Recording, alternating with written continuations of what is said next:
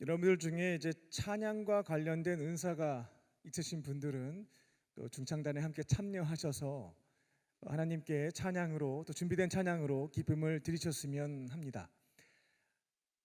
저희 광림교회가 1부부터 5부까지 예배가 있는데요. 우리 5부 예배에는 성가대가 따로 없기는 하죠.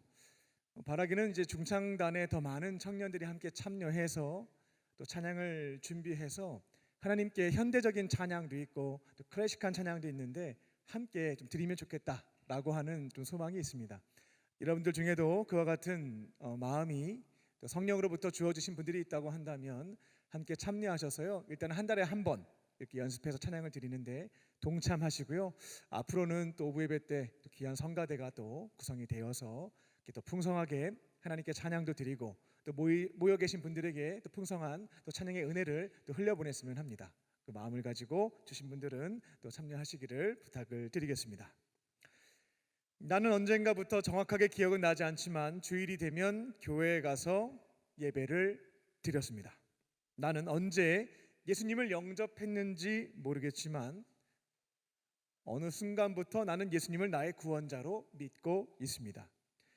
나는 회개의 기도 시간에 인도자의 멘트에 따라 내 죄를 고백하고 있기는 하지만 그리고 목사님이 죄를 회개하면 죄사함을 받는다라고 선포하시긴 하였으나 정말 지금 내가 고백한 그 죄가 용서함을 받은 것이 맞는지 확신이 잘 서지가 않습니다. 설교 시간에 선포되는 말씀에 대해서 대부분 동의를 하지만 교회 문 밖으로 나가게 되면 그 말씀과는 무관한 삶을 살고 있습니다. 설교 말씀은 교회 안에서는 적용이 가능하겠지만 교회 밖에서는 도무지 가망성이 없는 내용들이기 때문에 세상 속에서는 세상의 논리를 따라 살아감으로 인정도 받고 필요한 유익도 얻고 살고 있습니다. 이제는 뭐 이런 거 특별히 고민하지 않습니다.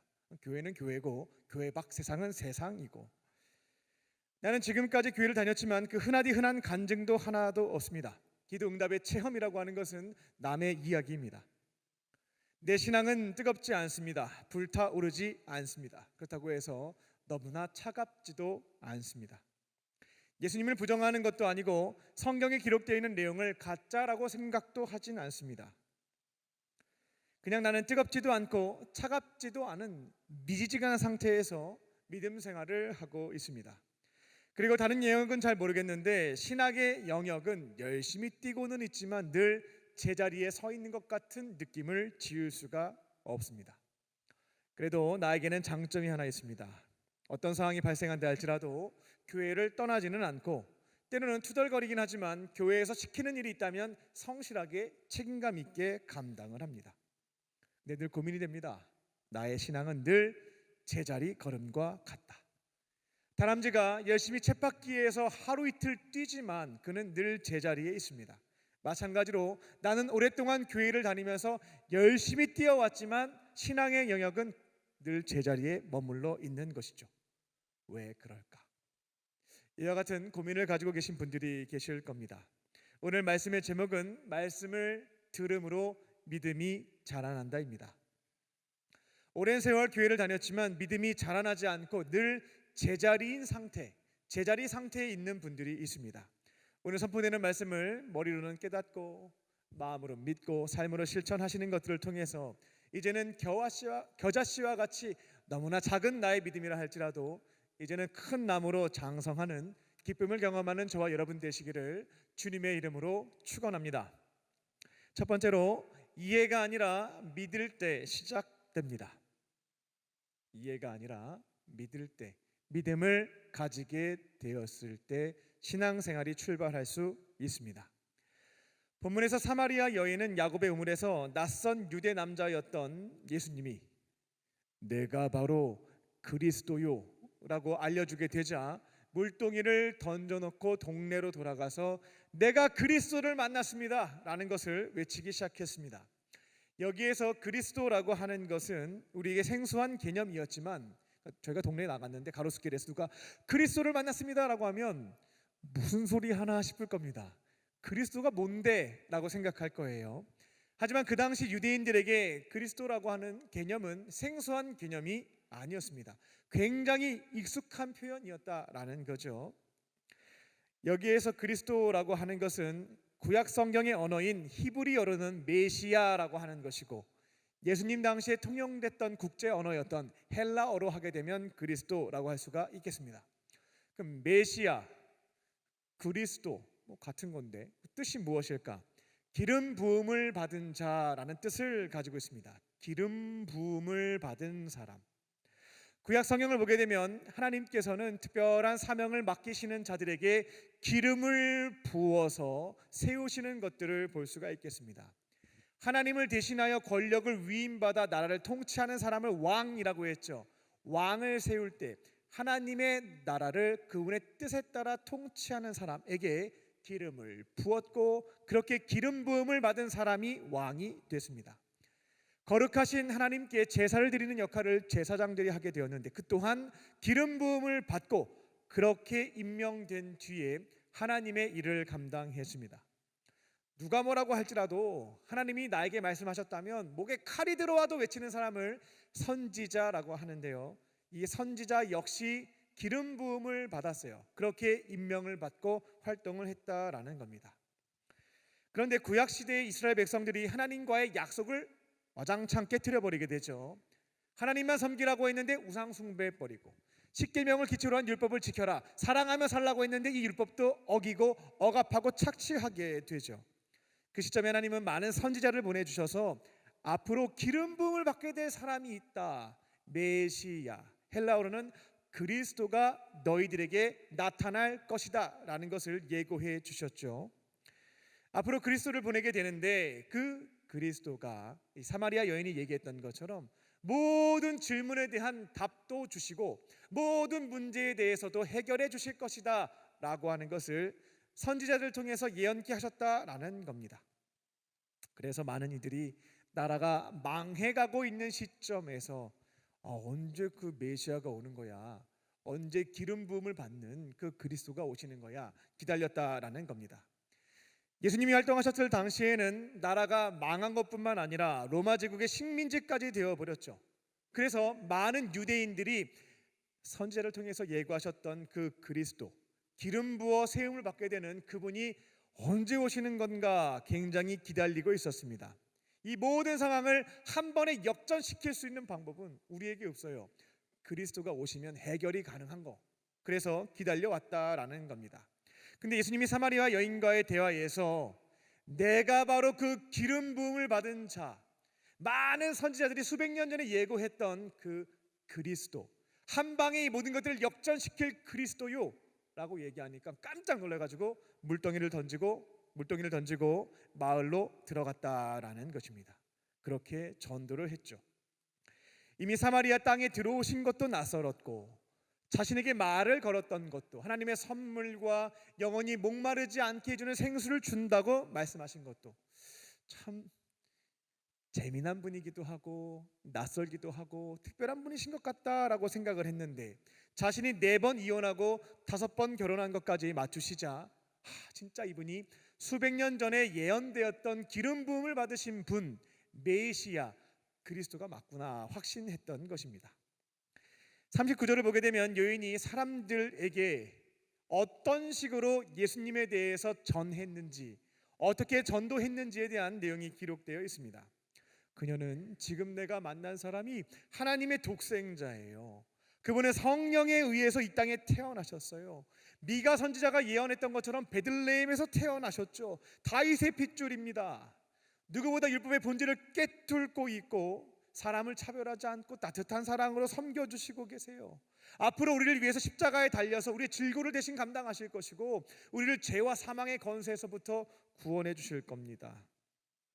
이런 얘기는 한마디도 안 했구나라고 하는 것을 39절을 통해서 볼 수가 있습니다. 그 여인은 예수님에 대해서 이와 같은 내용을 전달했습니다.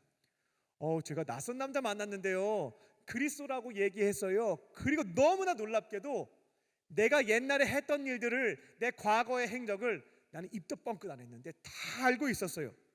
이것만 전달했습니다. 그러면서 그 낯선 남자가 그리스도가 맞는 것 같아요 라고 전파를 했습니다.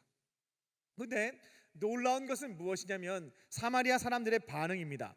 39절 후반절을 보게 되면 그들은 그 여자의 증언을 듣고 자신이 경험한 것을 이야기했던 그 말씀을 듣고 예수님을 그리스도로 믿었다라고 하는 것이 성경의 기록입니다.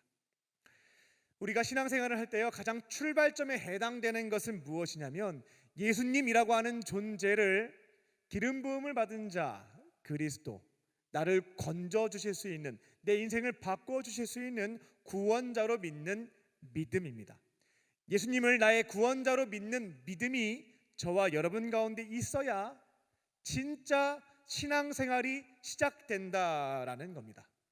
예수님에 대해서 알고 있는 게 아니에요. 정보를 가지고 있는 것도 아닙니다. 예수님을 나의 구원자로 믿을 때, 그 믿음이 있을 때 진짜로 신앙생활을 시작할 수가 있다는 겁니다. 복음서를 보게 되면 사탄도 예수님이 누구인지 우리보다 더 정확하게 알고 있음을 살펴볼 수 있습니다. 하나님의 독생자인 것도 알고 있었고요, 구원자인 것도 사탄도 다 알고 있었습니다. 근데 문제는 뭐냐면 알고는 있어도 믿지는 않았습니다. 우리도 마찬가지예요.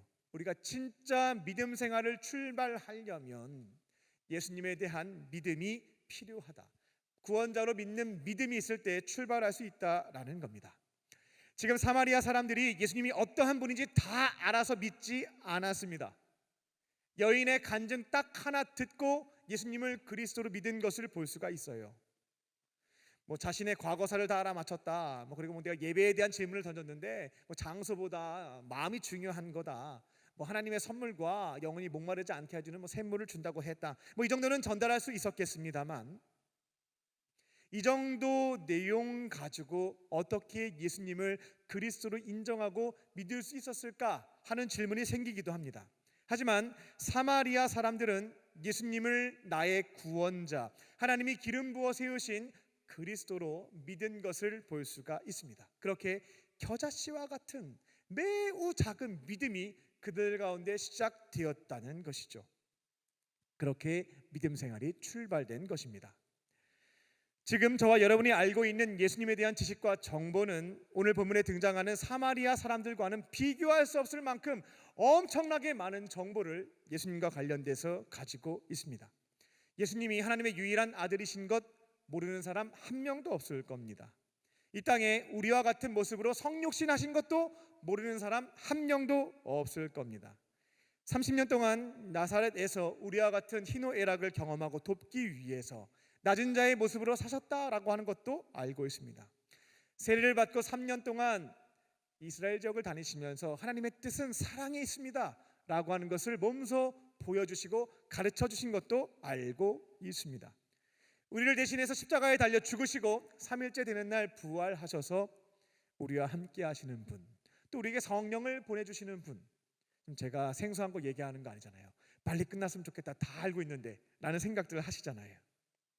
근데 문제는 뭐가 있냐면 예수님에 대해서 너무나 많은 지식과 정보는 가지고 있는데, 예수님에 대해서 알고는 있는데 믿고 있는 사람이 생각보다 많지 않다라는 점입니다. 우리가 아는 것을 넘어서 예수님을 나의 구원자로 믿기 시작할 때에 믿음 생활이 시작될 수가 있고 겨자씨와 같은 믿음이 내 안에 생겨날 수 있다라는 것입니다. 그러면 예수님을 믿으면 된다고 하는데 믿는다는 것은 무엇일까? 그것은 바로 영접하는 것을 의미합니다. 나를 위해서 죽으시고 부활하신 그 예수님, 나의 구원자라고 하시는 그 예수님을 마음의 문을 열고 영접할 때 이것을 바로 예수님을 믿는다라고 말하는 것입니다. 나를 위해 죽으시고 부활하신 그분을 내 안에 모시기 시작할 때에, 영접할 때, 믿을 때 진짜 믿음 생활이 여러분의 삶에서 출발될 수 있다라는 것입니다. 묻겠습니다. 지금 예수님은 어디에 계십니까?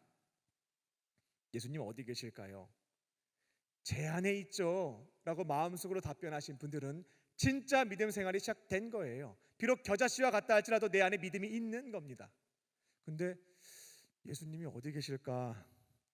누군가 곁에는 계실 텐데 나는 잘 모르겠다. 이렇게 말씀하시는 분들은 앞으로도요, 다양한 교회에서 진행되고 있는 행사와 프로그램과 봉사와 선교에 참여한다 할지라도 믿음이 시작되지 않습니다. 내 안에 믿음이 생겨나지 않고 신앙의 성장의 기쁨을 경험할 수 없다라는 것이죠. 이제 오늘 이 자리에서 목사의 설교를 통해서 부활하신 예수님은 여러분의 마음의 문을 두드리고 계십니다. 그분의 음성을 듣고 마음의 문을 열고 영접하시게 되면, 예수님을 내 안에 모시게 되면, 그렇게 구원자로 믿을 때 여러분이 진짜 그리스도인으로서 믿음 생활이 시작될 줄로 믿습니다.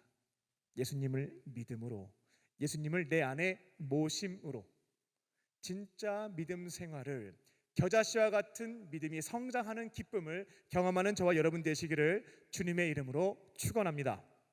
두 번째로, 믿게 되면 더 알고 싶어집니다. 예수님을 영접하게 되면, 믿게 되면 더 알고 싶은 욕구가 생긴다라는 것입니다.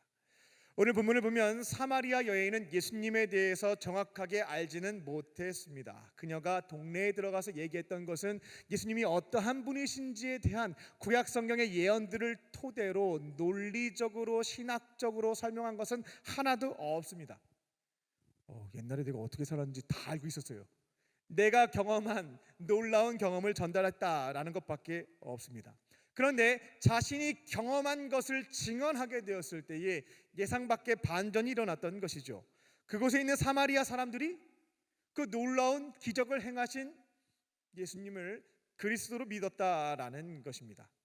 복음에 대해서 완벽한 정보와 논리 구조를 가지고 설명하거나 설득하지 않았습니다. 그냥 내가 오늘 경험한 예수님 전했는데 많은 사람들이 예수님을 구원자로 믿었다라는 것입니다. 총력전도의 달을 맞이하여 이 점을 조금 부가해서 말씀을 좀 드리겠습니다.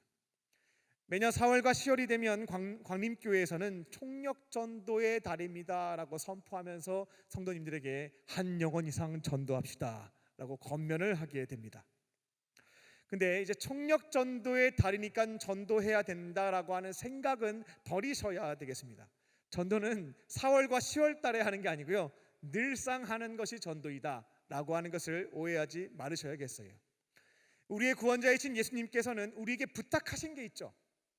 여러 가지 말씀을 하셨지만 부탁하신 것 중에 가장 중요하게 부탁하신 것을 지상명령, 오를지 윗상, 가장 위에 올라 있는 명령, 그걸 지상명령이라고 하는데 그 내용은 전도예요. 그래서 우리가 그리스도인으로서 이 땅에 사는 동안에 다른 거 다 못해도 괜찮습니다. 행사가 조금 부족해도 상관없어요. PPT가 안 나와도 다 괜찮아요. 근데 우리가 정말 분노하고 속상해야 될 건 뭐냐면, 전도하지 못한 것에 대해서는 속상해해야 될 줄 알아야 된다라는 겁니다. 다른 것은 다 못해도 우리가 꼭 해야 되는 것은 전도인 거죠. 근데 반대인 경우가 많아요. 가장 중요한 전도는 안 하고 다른 것은 실컷 하고 있는 것이죠. 한국교회의 모습이기도 합니다. 전도 빼고 다른 것은 다 잘하는데 예수님이 지상명령으로 말씀하신 것만큼은 잘 못한다라는 겁니다. 이건 여러분들에게만 전하는 말씀이 아니고요, 저를 향한 하나님의 말씀이기도 합니다. 목회 영역에 있어서 가장 풀지 못하는 숙제 중 하나가 무엇이냐면, 2024년 한국적 상황에서 청년들을, 세상 밖에 있는 청년들을 어떻게 전도해야 되겠는가? 저도 그 답을 명확하게 찾지 못했습니다.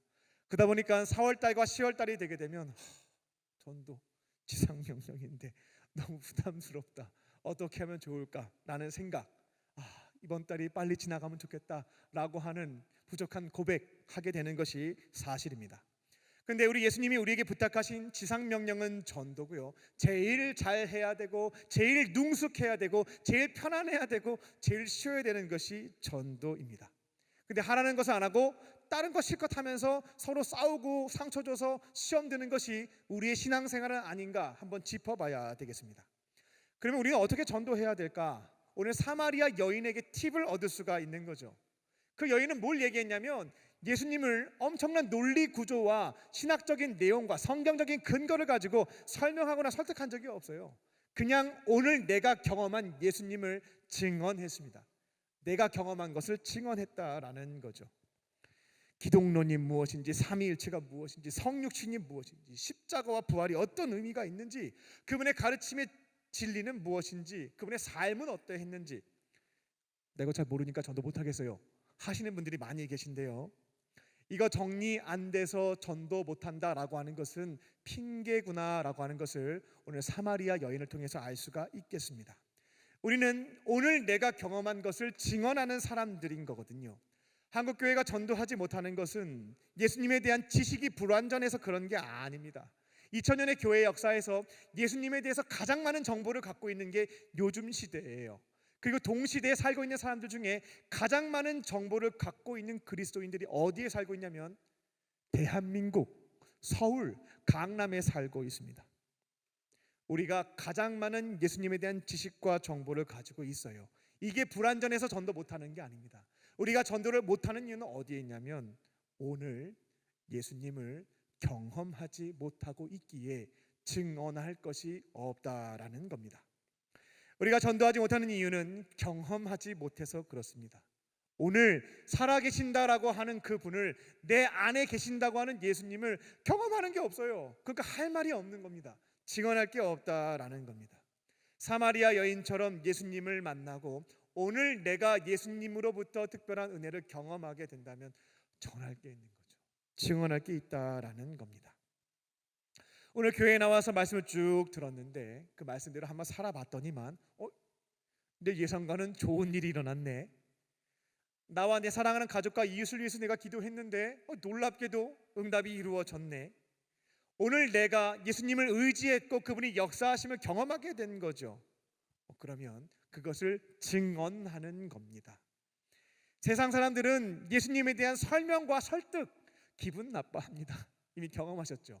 예수님에 대해서 논리 구조를 가지고 성경적 근거를 가지고 설명해 보세요. 아마 핸드폰 만지기 시작할 겁니다.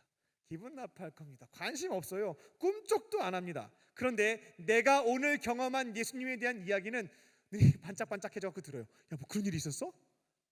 신기하게 듣습니다. 청력 전도의 기간 동안 사마리아 여인에게 팁을 얻으셨으면 좋겠어요. 우리가 뭘 해야 되냐면 내 안에 계신 예수님과 친밀하게 교제를 나누셔야 되겠어요. 그분을 의지하는 삶을 이번 달 동안에 더 많이 선택하시고요, 그분의 의지함 속에 주시는 말씀을 실천해 보는 겁니다. 간구도 해보는 것이요. 그렇게 내가 하나님의 은혜를 경험하게 된다면 그것을 증언하는 것이고, 증언하는 자리에서 예수님을 구원자로 믿는 역사가 일어나게 될 줄로 믿습니다. 다시 말씀을 돌아와서요, 사마리아 사람들은 그 여인의 증언, 그 단순한 그 간증 하나 듣고 예수님을 그리스도로 인정하고 영접하게 됩니다. 근데 그들에게 두 가지 이상 증상이 발생하게 되는 것을 본문을 통해서 확인할 수가 있겠습니다. 예수님을 실제로 내 안에 모시게 되면, 믿게 되면 나타나는 동일한 증상에 해당되는데, 먼저는 예수님과 오랜 시간을 보내고 싶은 마음이 들기 시작합니다. 그리고 두 번째는 그분에 대해서 더 알고 싶어요. 그분의 말씀을 더 듣고 싶은 욕구가 생겨나는 이상 증상이 이 사마리아 사람들에게 나타났구나라는 것을 확인해 볼 수가 있겠습니다. 그래서 오늘 본문을 보게 되면 사마리아 사람들은 예수님을 그리스도로 믿었고 예수님에게 찾아갑니다. 그리고 여기에 조금 더 머물러 주시면 안 되겠냐고, 예수님과 더 오랜 시간을 보내고 싶어요 라고 간청하게 됩니다. 예수님을 믿고 나니까, 그분을 모시고 나니까 그분과 더 많은 시간을 함께 보내고 싶은 마음이, 욕구가 생겨났다라는 거죠. 그럼 예수님이 아이셔서 이 사람들께 낯가리시고 적응하는데 어려움을 겪으셔서 피하시거나 그러지는 않습니다. 그들의 요청에 따라 사마리아에 이틀 동안 머무시는 것을 볼 수가 있어요. 함께 식사도 하고 차도 마시고 대화도 하고 말씀도 가르쳐 주시고 때로는 병자도 고쳐 주시고 기도도 해 주시고 풍성한 은혜를 그들에게 경험케 하셨다라는 겁니다. 그리고 41절을 보게 되면 예수님이 그들에게 말씀을 풍성하게 가르쳐 주셨구나라고 하는 것도 볼 수가 있습니다. 그러니까 사마리아 사람들이 예수님을 구원자로 믿고 이제 영접하게 되니까요, 많은 시간을 보내고 싶고 그분이 어떠한 말씀을 하실지 그 말씀에 대한 갈망, 소망이 생겨났다라는 겁니다. 그래서 이틀 동안 예수님에게 말씀 좀 들려달라고, 말씀 좀 가르쳐달라고 요청하게 되었고, 예수님은 아마도 신이 나서 그들에게 말씀을 가르쳐 주셨을 겁니다. 그 결과가 39절에 나와 있습니다. 더 많은 사람들이 예수님의 말씀을 듣고 그분을 그리스도 구원자로 믿게 되었다라고 하는 결론이 나와 있습니다. 그들은 여인의 간증을 듣고 예수님을 믿게 되었지만 이제 말씀을 쭉 들어보니까 처음에 간증 때문에 제가 신기해서 믿었는데 말씀을 들어보니까 진짜 그분이 하나님이 보내신 구원자가 맞습니다. 인정하게 되었다라고 하는 내용도 기록되어 있습니다. 비록 내가 예수님을 이해하는 것을 넘어서 아직까지 예수님에 대해서 다 아는 것은 아니지만 나를 위해 십자가에 달려 죽으시고 부활하신 그분을 나의 그리스도, 나의 구원자로 믿었습니다. 영접했습니다. 기도의 자리에서 마음의 문을 열고 부활하셔서 내 마음의 문 밖에 서서 기다리고 계신다라고 하는 살아있는 예수님을 내 안에 모셨습니다. 이게 진짜다라고 한다면 똑같은 증상을 여러분도 겪게 되실 겁니다. 내 안에 계신 예수님과 더 많은 시간을 보내고 싶은 욕구가 생기는 거예요. 그래서 자꾸만 교회에도 가고 싶은 마음이 생겨납니다. 그리고 두 번째 증상이죠. 예수님에 대해서 더 많이 알고 싶은 마음도 생겨나는 거예요. 자꾸 말씀을 더 사모하게 되고, 옛날에는 성경책 두꺼워갖고 들고 다니기 힘들다는 생각만 했는데 성경책을 열어서 읽기 시작하죠. 말씀이 들리기 시작하고 재밌어지기 시작한다라는 겁니다. 그런데 예수님을 영접한 뒤에 이와 같은 증상이 나타나게 되면 즉각적으로 반응해서 교회에 나가고 싶은 마음이 들면 나가셔야 되겠습니다. 성경책을 읽고 더 알고 싶으면 그 자리에서 읽기 시작하셔야 되겠어요. 왜냐하면 이런 마음을 방해하는, 혐오하는 세력이 있거든요. 그게 바로 사탄입니다. 복음을 듣고 예수님을 영접한 것도 너무나, 구원받은 것도 열받아 죽겠는데, 그 마음에 믿음의 씨앗이 생겨난 것도 너무나 짜증나 죽겠는데, 이게 이제 말씀을 듣고 큰 나무처럼 자라나 버리게 되면 이거 없애는 게 너무 어려운 거예요. 웬만한 유혹으로는 넘어뜨릴 수가 없다라는 겁니다. 그래서 예수님을 딱 영접한 다음에 이상증상 한 번씩 다 경험했을 거예요. 그 이상증상 경험한 사람들을 어떻게 유혹하냐면, 야, 그 믿음 생활은 저기 천천히 해도 괜찮어, 이런 식으로 자꾸 유혹하는 거죠. 그 나중에 해도 괜찮은 거야. 중요하긴 하지만 시급하진 않으니까 시급한 것부터 그냥 오늘 좀 드라마 빨리 보고, 시급한 저기 스포츠 경기 먼저 보고, 자꾸 유혹을 한다라는 거죠. 뒤로 미루게 된 뒤에 교회를 갈 수 없도록, 말씀을 읽을 수 없도록 바쁘게 만들고요, 여러 가지 사건 사고를 만들어내서 정신없게 만듭니다. 또 교회 안에서 관계에 불을 지펴서 시험 들게 하고 상처받게 해서 떠나게 만드는 전략을 경험했거나 지켜보신 분들도 있을 겁니다. 예수님을 내 안에 모시고요, 사마리아 사람들처럼 더 많은 시간을 보내고 싶다, 예수님의 말씀 더 알고 싶다라고 하는 욕구가 생긴다면 즉각적으로 다이어리를 열어서 스케줄부터 변경을 하셔야 되겠습니다. 그래야 사탄의 유혹이 지지 않고 겨자씨와 같이 생겨난 믿음을 새들에게 빼앗겨버리지 않을 수 있다라는 겁니다.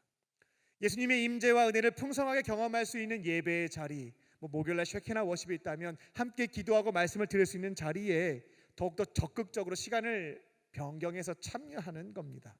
성경 말씀을 읽고 싶은 마음이 생길 때면 그 자리에서 열고 읽는 겁니다. 그렇게 주시는 즉각적인 마음들 실천하기 시작할 때에 예수님과 함께 보내는 시간을 늘려가고 말씀을 듣는 시간을 지켜가기 시작할 때에 겨자씨와 같은 믿음이 사라지지 않고 큰 나무와 같이 풍성하게 자라게 될 줄로 믿습니다. 증상이 생겨났을 때 피하지 마시고요, 즉각적으로 반응하심으로 겨자씨와 같은 믿음이 나무와 같이 자라나는 풍성한 은총을 경험하는 저와 여러분 되시기를 주님의 이름으로 축원합니다.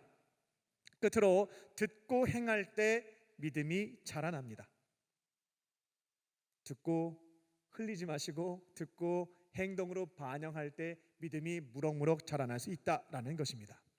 사마리아 사람들은 그 여인을 통해서 예수님이 행하셨던 그 여인의 옛날 옛적 이야기를 한 방에 맞추신 것을 듣고 이제 예수님에 대한 믿음을 가졌죠.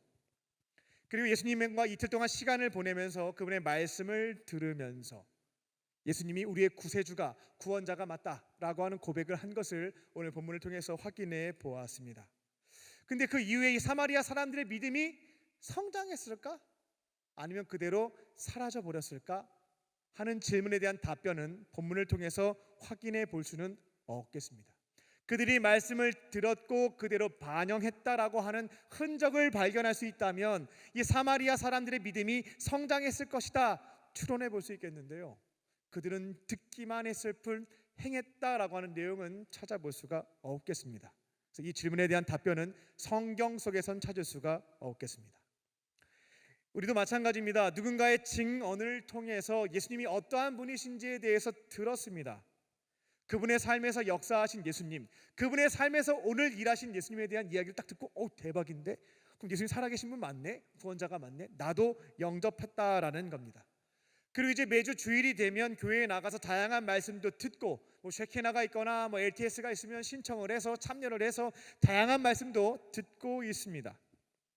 예수님과 함께 보내는 시간을 공격적으로 늘렸고 말씀이 잘 들리기도 해서 설교 말씀과 성경 공부도 많이 참여하는 겁니다. 근데 이런 질문 생기시는 분들 있죠. 근데 왜 내 믿음은 안 자라는 것 같지? 그대로인 것 같은데? 라는 느낌을 받고 계신 분들이 있을 겁니다.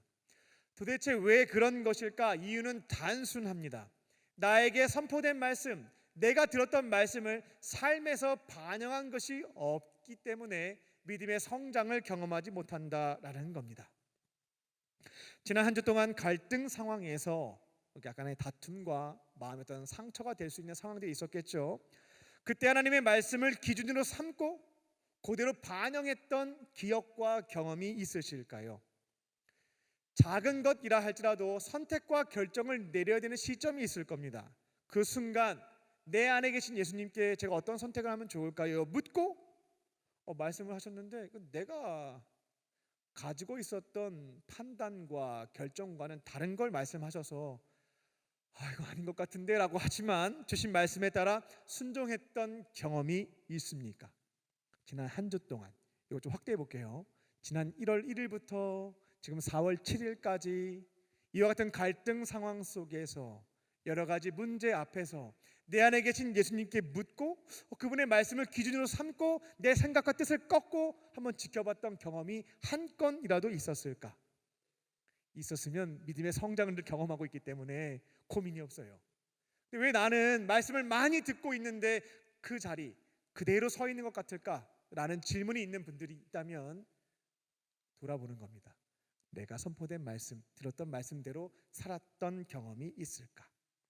우리의 믿음이 자라나려면 나에게 주시는 말씀을 용기를 가지고 실천해야 할 줄로 믿습니다. 선포된 말씀에 따라서요, 내 생각, 가치관, 사고 방식, 삶의 태도, 자세, 언어, 행동, 관점 이런 것들을 수정해야 된다라는 거예요.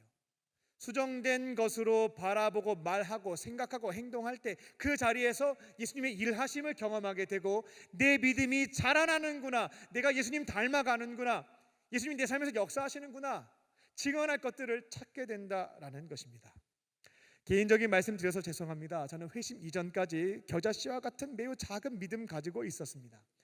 예수님을 나의 그리스도 구원자로 믿고 있었죠. 그리고 다양한 예배에 참여해서 말씀도 구약 말씀도 듣고 신약 말씀도 듣고 성경 배우라고 하면 조금 배우기도 하고요. 근데 늘 고민이 있는 거예요.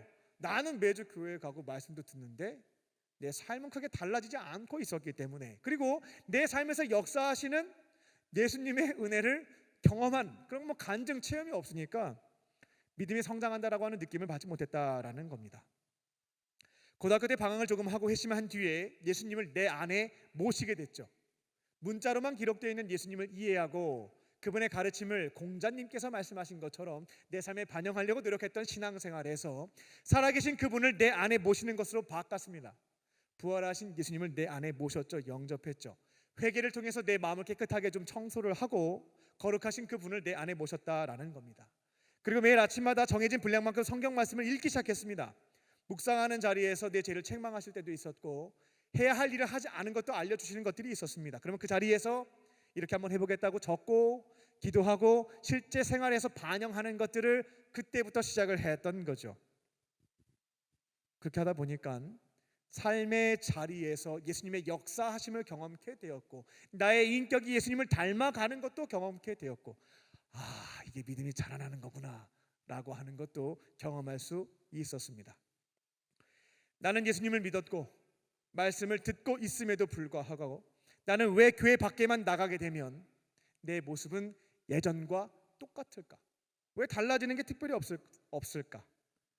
화가 나는 일이 생기게 되면 그렇게 짜증과 화를 내고, 조금만 어려운 일이 발생하게 되면 불안에 떨고 있고, 조금만 안 좋은 일이 발생하게 되면 누구보다 축 처져서 낙심하고 있고, 나는 왜 오랫동안 교회를 다니고 말씀을 듣는데 흔하디 흔한 그 간증과 체험이라고 하는 것이 단 한 개도 없을까? 왜 나는 오랫동안 봉사와 프로그램에 참여했지만 신학의 영역에만큼은 다람쥐 쳇바퀴 도는 것처럼 열심히 사는데 늘 내 신앙은 왜 제자리에 있을까? 이유는 오늘 말씀에 찾아볼 수 있겠습니다. 행함이 없다면 성장할 수가 없습니다. 말씀대로 내 생각과 가치관과 사고방식을 조정하고 바꾸지 않는다면, 그리고 내 삶에 반영하지 않는다면 많은 말씀을 들어도 성장하는 기쁨을 얻을 수가 없다라는 것입니다. 이제는 나에게 선포되어지는 말씀, 내게 주어진 그 레마의 말씀을 용기를 가지고 실천하심으로, 겨자씨처럼 작았던 내 믿음인데 큰 나무가 되어서 새들도 깃들고 사람도 와서 쉬고 풍성한 은혜도 누리며 전할 수 있는 주님의 사람들 되시기를 예수님의 이름으로 축원합니다.